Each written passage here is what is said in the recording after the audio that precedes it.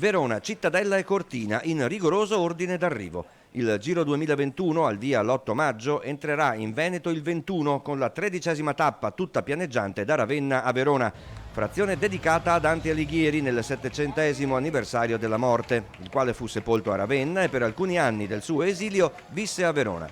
Il giorno dopo, sabato 22 maggio, Cittadella darà il via a una tappa molto dura con arrivo sul Monte Zoncolan. A me piace anche poi l'unione con Cittadella, visto che Cittadella ha la Torre di Malta, che è nominata nel nono canto del Paradiso di Dante, quindi c'è anche questo collegamento con Verona. Da Cittadella 70 km in Veneto fino a Conegliano, poi le biciclette morderanno suolo friulano fino al traguardo in cima allo Zoncolan a 1730 metri.